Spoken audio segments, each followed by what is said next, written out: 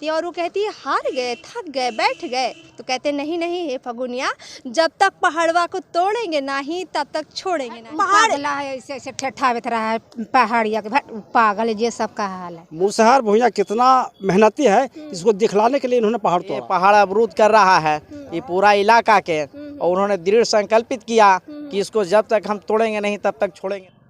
ए फगुनिया, जब तक तोड़ेंगे नहीं तब तक छोड़ेंगे नहीं। आपको याद है ये पंक्तियाँ? दशरथ मांझी की ये पंक्तियाँ हैं। और एक फिल्म में उनको सपना आता है कि उनकी पत्नी उनके सामने आ जाती है और वो कहती है हार गए, थक गए, बैठ गए। तो कहते नहीं नहीं हे फगुनिया, जब तक पहाड़वा को तोड़ेंगे नहीं तब तक छोड़ेंगे नहीं। नमस्कार, मैं अर्पिता और आप देख रहे हैं पब्लिक ओपिनियन। ये प्रेम का पहाड़ है, ये वो पहाड़ है जिसको दशरथ मांझी ने झुका दिया, जिसको तोड़कर दशरथ मांझी बन गए माउंटेन मैन, जिसको तोड़कर दशरथ मांझी बन गए पर्वत पुरुष। जी हाँ, ये पहाड़ और इसकी कहानी आज दुनिया भर में चर्चित है। और जब जब प्रेम का दिन आता है यानी वैलेंटाइन डे आता है, तब तब यहाँ से ये कहानी निकलती है और दूर तक जाती है। ये कहानी प्रेम की इसलिए भी चर्चित हुई क्योंकि इसके लिए एक शख्स ने 22 साल तक एक हथौड़े और एक छेनी लेकर पत्थर को तोड़ा, पहाड़ को तोड़ा।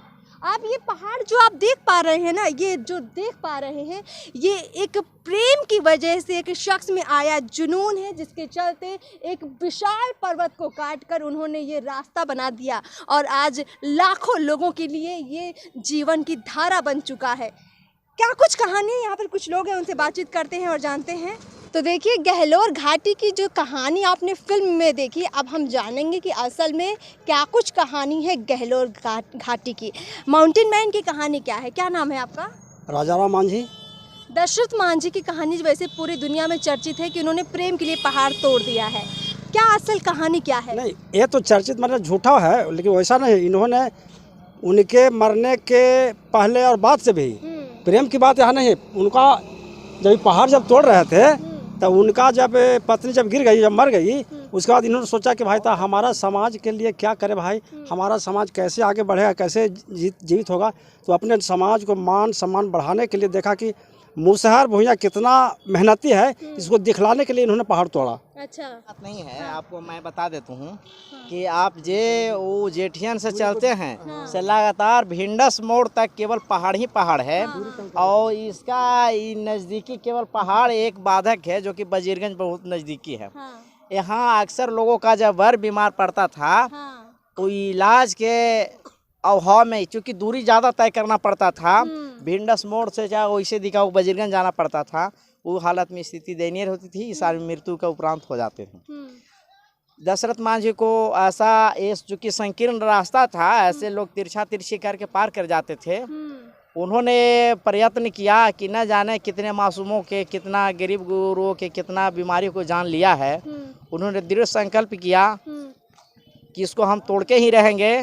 वही तोड़ने के दरमियान अगर फगुनिया देवी खाना लेके मैंने कि आई और गिर गई, तो उसमें उनका थोड़ा सा वो गिर गई, उनके शारीरिक चोट आया और चोट के दरमियान उनका हुआ तो उनका और उत्तेजना हो गया, उनका और साहस मिला। कहते हैं कि जब उनको चोट लगी फिर दवाई लाने के लिए जाना था, लेकिन रास्ते में पहाड़ इतना बड़ा था कि दवाई नहीं समय पे आई और फिर इस वजह से मौत हो गई। हाँ, ये भी सत्य बात है कि पहले वैसा कोई सुविधा नहीं था। बांस में चाहे अथी में करके लोग टांग के या खटिया पर ले जाते थे।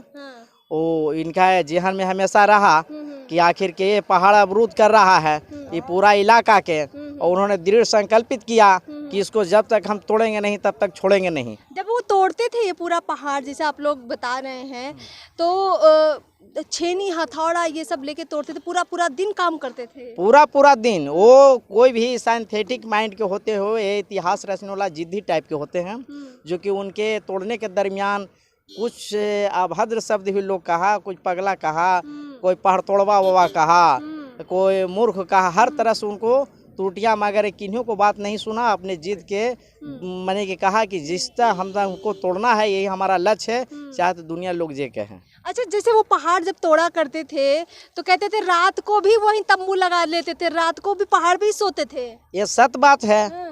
चूँकि नज़दीक घर है तो कभी कहीं सो भी जाते थे। हाँ। और ये मैंने कि आपका उसमें कहीं कहीं बहुत बड़ा बड़ा चट्टान सील होता है, उसमें कोयला या जलाकर उसको थोड़ा सा गर्म करके या उस पर छेनी हथौड़ी के घन मारते थे। अच्छा, मतलब उसको शार्प कर लेते थे कि खोदने में तोड़ने में आसानी हो। तोड़ने में आसानी हो, इस तरह से अपना विवेक और बुद्धि लगा के रास्ता को क्लीन किया। और बजीरगंज यहाँ से बहुत दूरी है मैम, कहते 55 किलोमीटर की दूरी को 15 किलोमीटर कर दिया है। किलोमीटर 9 किलोमीटर 7 किलोमीटर में बदल दिए।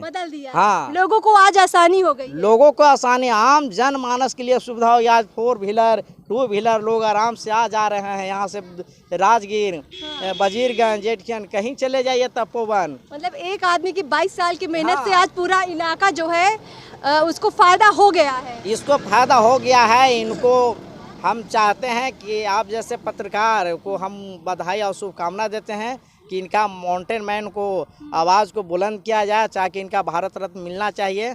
और देखिए, ये तो हकीकत है, ये तो मैंने कि देखने योग्य है। पूरा दुनिया जान रहा है कि एक ना जो ये एजेंडा इस सरकार की थी, पर्वत जो कि अपना मेहनत के बदौलत।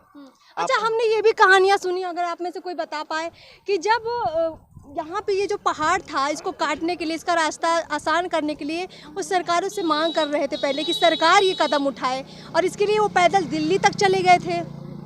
कहते कि पटरी की लाइन दिल्ली पैदल निकल गए थे। हाँ, तो उनका वो जब पहाड़ काट रहे थे उस समय केंद्र में इंदिरा गांधी की सरकार थी, उस समय प्रधानमंत्री थी, वो आए थे। उस जैसा माने कि लोगों का है, और फिल्म में भी कुछ दिखाया गया है, तो उनका कुछ प्रोत्साहन राशि के रूप में दिया गया था। मगर यहाँ बिचौलिए लोग, सीधा साधा भोला भला मुसर समाज आज भी है, और चूँकि झूठ हलन फंद वो नहीं जानता है, वो केवल सच्चाई ईमानदारी पर रहता है। ये आवर में उनके कुछ पैसा को गमन कर लिया, और जब उनको पता चला तो पता चला जिनके यहाँ गया तो उसको भगा दिया, कहे कि जाओ दिल्ली तुम्हारा जो दिया उसी के पास जाओ। तो वो जीत के कहे कि ठीक है, तो हम उन्हीं के पास जाएंगे, अब दिल्ली मैंने की तू ही। कहते हैं कि ये रास्ता बनाने के लिए पहले उन्होंने कई सरकारों से निवेदन किया, बहुत सारे सरकारी कार्यालयों का दौरा किया और कोशिश की कि सरकारों की तरफ से कदम उठाया जाए और यहाँ पर रास्ता बनाया जाए। जब उनकी कहीं नहीं सुनी गई, इंदिरा गांधी तक वो पहुँच गए, मतलब दिल्ली तक पहुँच गए, लेकिन उनकी नहीं सुनी गई, तब उन्होंने तय किया कि अब वो खुद ही पहाड़ तोड़ेंगे, और 22 साल उनको लग गए। क्या नाम है आपका? हमरा हाँ, हमरा इन्हें घर गहलौरे घर हो। अच्छा, आप यहीं रहती हैं? हाँ। तो देखिए, ये महिला हैं जो यहीं इसी गहलोर घाटी में रहती हैं, तो इनको तो बहुत अच्छे से जानकारी होगी। अच्छा लग रहा है। ये जो पहाड़ है, ऐसे ठेठा बेत रहा है पहाड़िया के, पागल है, ये सब का हाल है। हाँ। और अब इतना दुनिया कैसे अथी हो गए। देखो उनके ऊपर ना, पहले दशरथ मान जी को लोग पागल पागल कहते थे। हाँ, पहाड़िया के ठेठा बेत रहा, छेनी हथौड़िया लेके कहा ले ना सबको, हट वो पागला है। अब आप देखो, सब कोई आवाज सफर के ऐसे में है, वैसे सब मेला लगल है उनके तरफ से ना, कि हमानी कुछ करा ली कि वही करल थे। सही बात है।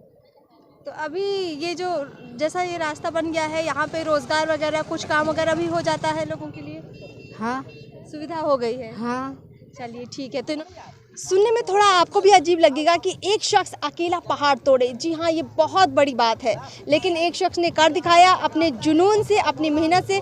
यहाँ के तमाम लोगों के लिए दशरथ मांझी आज किसी भगवान से कम नहीं है, क्योंकि पूरा इलाका उनकी वजह से ना सिर्फ पर्यटन की दृष्टि से विकसित हो चुका है, बल्कि यहाँ के तमाम लोगों को उनकी वजह से एक नाम मिला, एक पहचान मिली, और आज कई लोगों को उनकी वजह से ही रोज़गार मिल रहा है। तो आपको हमने पूरी गहलोर घाटी दिखाई है, यहाँ का नज़ारा दिखाया है, और यहाँ के कई किस्से भी सुनाए। आपको कैसे लगे हमें ज़रूर बताइए। चैनल को सब्सक्राइब ज़रूर कर लीजिए। नमस्कार।